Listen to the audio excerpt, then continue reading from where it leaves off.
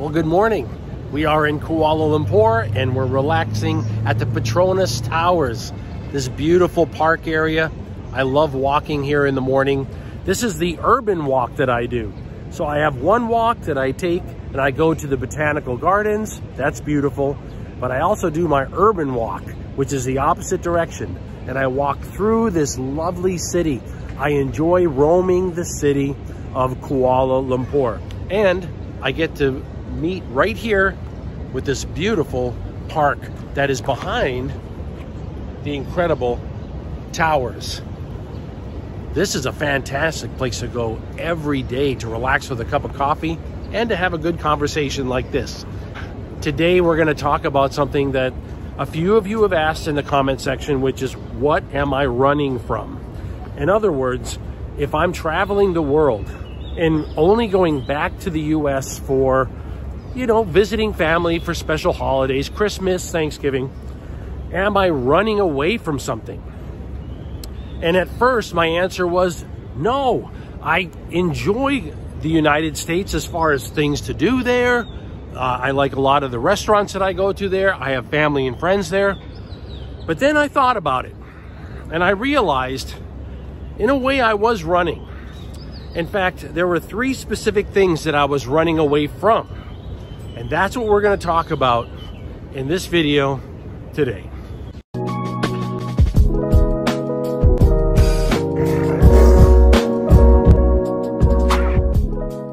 You know, when I was working in the Middle East, I got a chance to visit a lot of these amazing countries overseas, because when we would have to rotate through, after so many months, they say, hey, you got to go get your visa stamped, so you got to go visit somewhere. So I would go to a place like Kuala Lumpur, I go to a place like Bangkok, and I would spend a few weeks there and then go back to my job in the Middle East.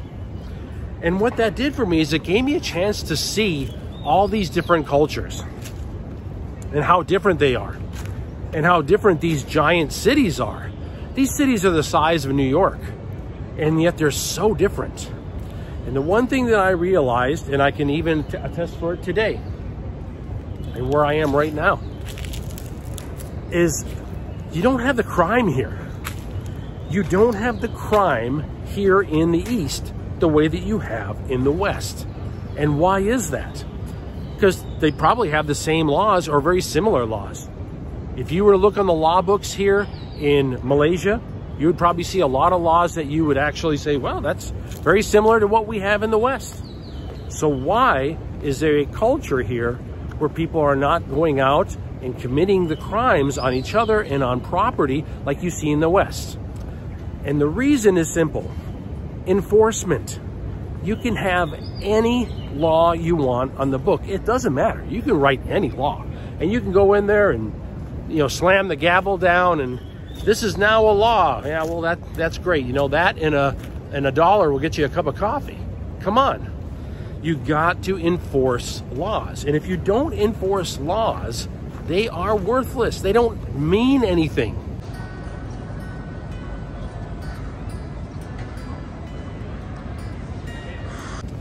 One thing about the East that people don't realize is that they enforce their laws harshly. And I love that.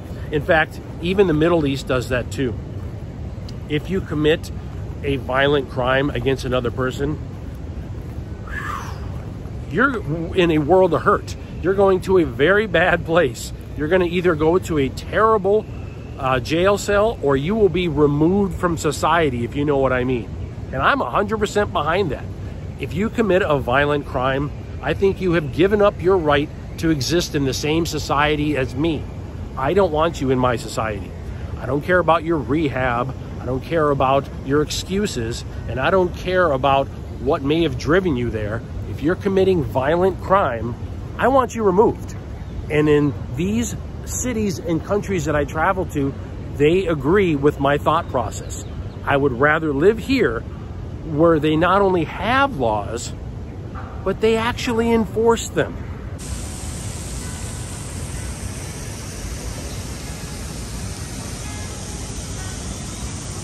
You know, last year I traveled all year. It was a full year of travel overseas.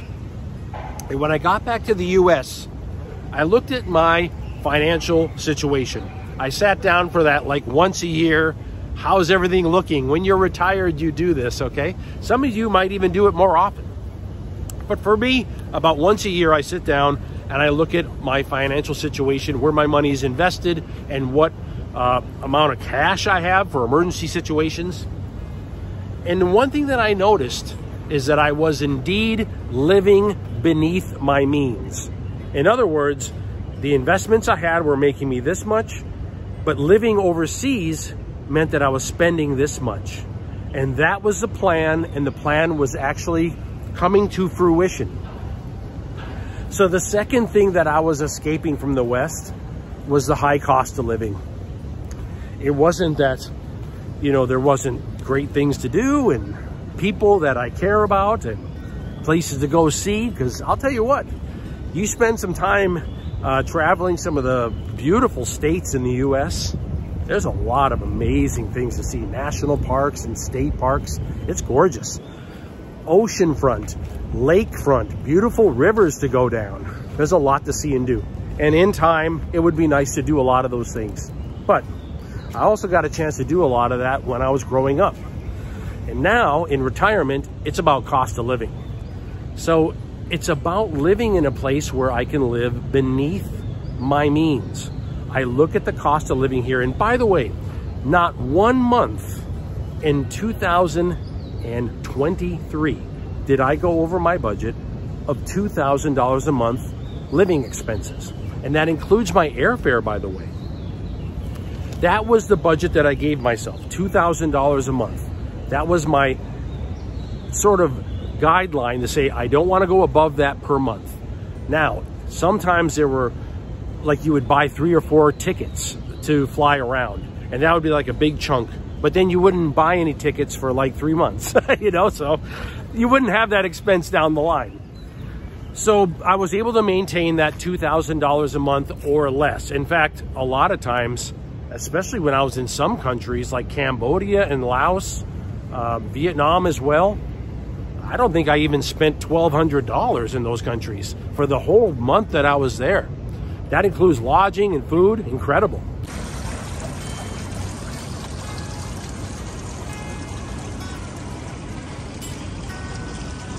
My cost of living here in Malaysia, fantastic. I'm paying $500 a month for a nice hotel that has Wi-Fi, all utilities included. I'm eating meals out in town, which I'm going to bring you another one today to show you my cost of living is very low. I'm paying, what, $5 for a meal here? Maybe $6 or $7 if I decide to grab like a few Diet Cokes on the side, and they cost $1 each, all right? So yeah, it's worked. It's worked out well. The second thing that I'm running from, high cost of living. I'm running from it.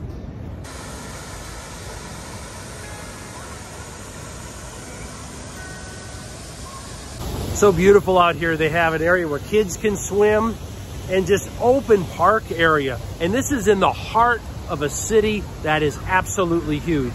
Millions of people, the size of New York, easily. Look at how it just spreads out.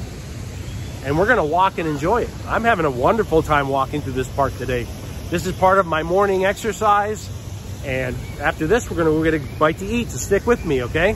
But first, we're gonna talk about the third thing that I was running from. And this one is gonna surprise a lot of you, because you can think about a lot of different things that I might be running from. Why am I running away from the West and heading to the East? Why did I retire early? What am I running from, for goodness sakes? This one is going to come at you like a curveball. I'm running from AI.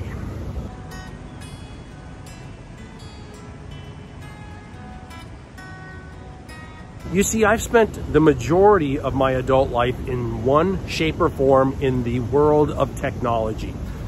When I was just in high school, I was early into computers.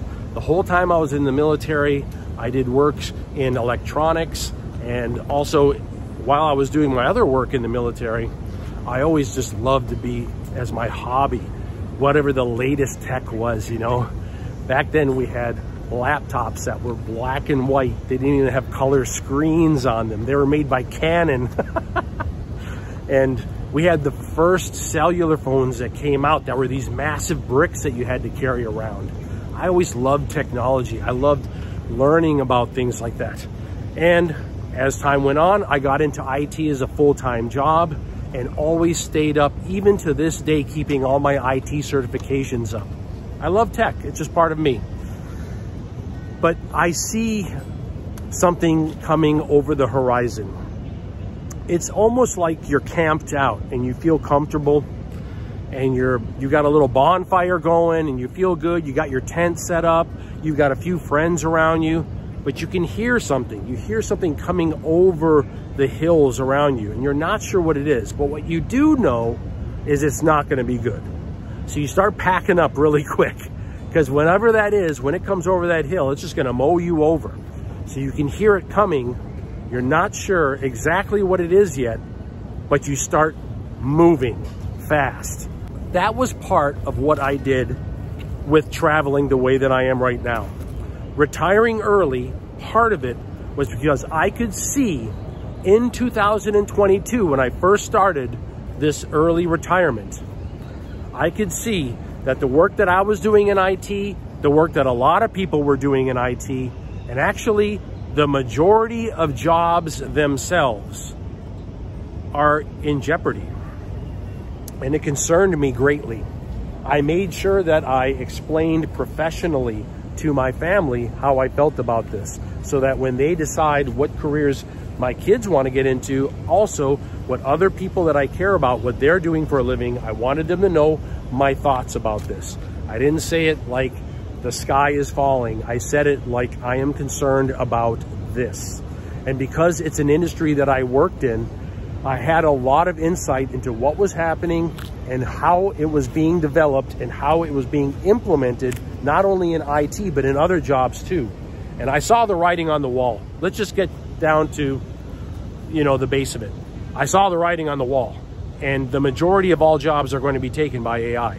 I had to retire early and get ready for it. Does that mean you need to retire early and get ready for it? Maybe. But does it also mean you just need to prepare for it?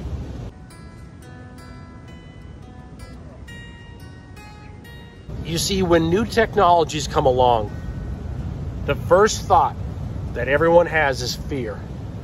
Fear that it's going to literally just wipe out everything that we know and understand, and it's going to be a clean slate and we're all done for.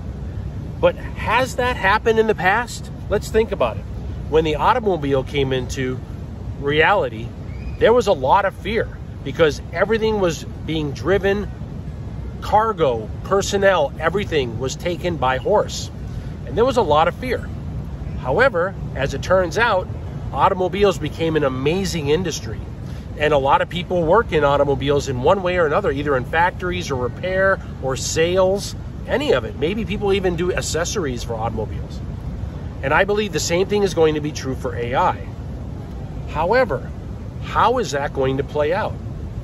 If you're a young person right now and you're not sure exactly what to get into and what to study for, well, that's my suggestion, is you want to start studying into the AI field in some way.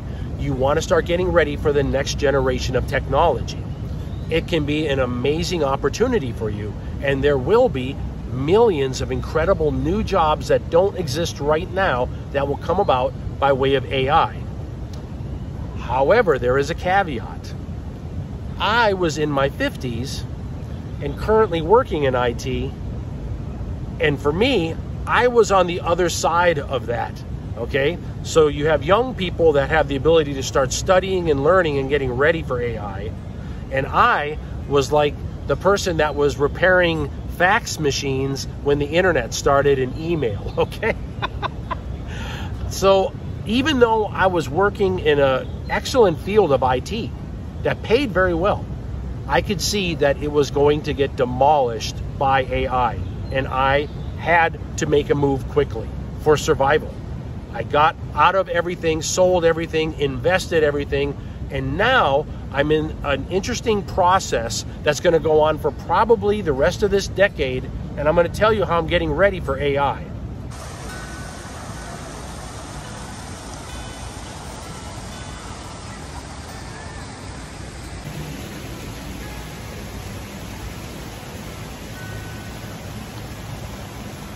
My thoughts for the rest of this decade is to invest in it.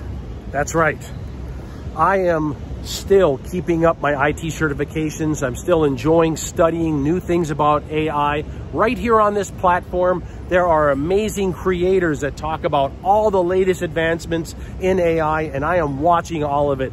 I subscribe to all of these different AI discussion sites and people that are really in depth into the industry and are insiders in the industry that are doing great videos. I'll put a couple links in the description of this video of some of those YouTube channels that I follow. But this year and going forward, my whole thought process is invest.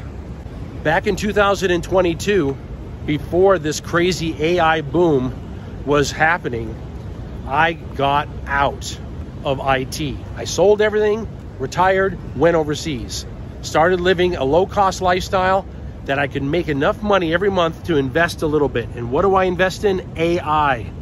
Okay? I'm not going to just butt heads with this new technology. I'm going to be part of it. I'm going to invest in it, and I'm going to run with it. I'm going to let the waves, like a surfer, I'm going to ride this wave forward. I'm not going to allow it to just mow me over and smash me into the sand. I want to be part of this new movement. So starting in 2022, I started investing, and 2023, now it's 2024, and every single month, I buy shares in companies that are in the periphery of AI.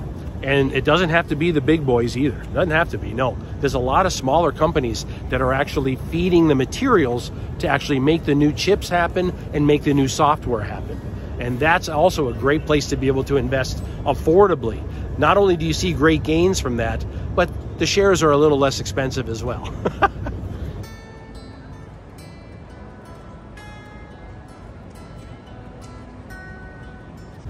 Such a beautiful open park area here. I love it.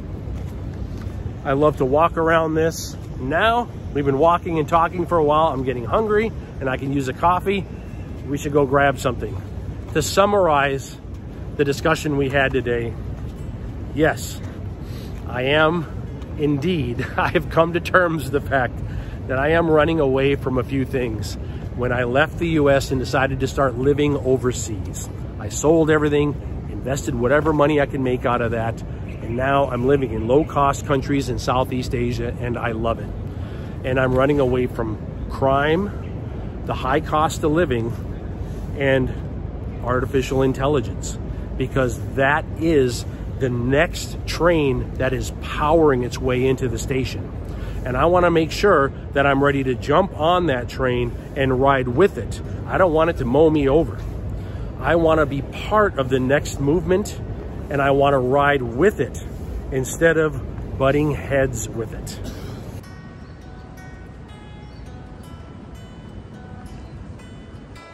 Cold storage is like a small urban supermarket that specializes in very fresh selections. You can basically put together a healthy, fresh meal here. It's kind of like what we have in America with a place called Whole Foods. Very similar idea. They have delicious hot meals that you can put together. They have ready-made sushi. These are about $4. Yeah, $4 for these big sushi meals. They also have these curry meals. I grabbed one of these. These are also $4. And they also have a lot of these cooked selections here that you can put together. I'm going to grab one of these wontons just for something to kind of snack on the side.